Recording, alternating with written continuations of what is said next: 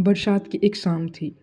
आसमान में काले बादल छाए थे और हवेली रोशनी से जगमगा रही थी।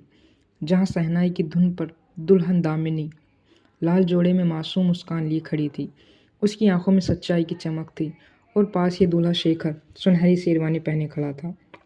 चारों तरफ मेहमान और परिवार जश्न मना रहे थे। शादी के बाद जब दामिनी हवेली में पहुंची तो उसने चारों तरफ शान और शौकत देखी, लेकिन उसके दिल को सुकून मिला उर्मी से, जो साधारण कपड़ों में एक सीधी सादी लड़की थी और वहाँ काम करती थी। दोनों की दोस्ती बहनों जैसी गहरी हो गई। कुछ ही समय बाद होली का त्यौहार आया। हवेली के आंगन में रंग उड़ रहे थे, ढोल नगाड़े बज रहे थे और लोग खुशियाँ मना रहे थे।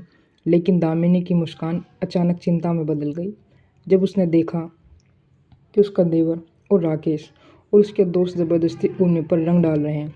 चारों तरफ चमकते रंगों के बीच उनकी नीयत का अंधेरा साफ नज़र आ रहा था।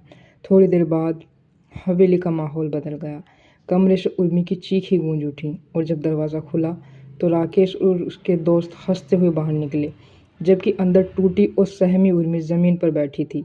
दामिनी दरवाजे पर खड़ी स्तब्ध रह गई।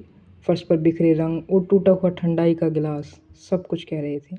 दामिनी ने सच को दबाने से इनकार कर दिया और मामला अदालत तक पहुंच गया, जहां दामिनी सफ़ेद साड़ी में गवाही के कटघरे में खड़ी थी।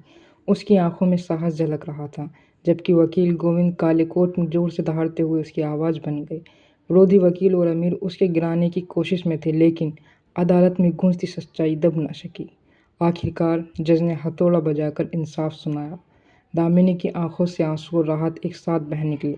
पीछे खड़ी उर्मी भावुक होकर उसे देख रही थी और राकेश अपने दोस्तों संग हथकड़ी में पुलिस के हवाले खड़ा था।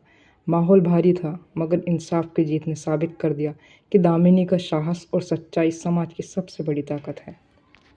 अगर आपको स्टोरी पसंद आई हो तो प्लीज़ चैनल को लाइक करें और सब्सक्राइब करें। धन्यवाद।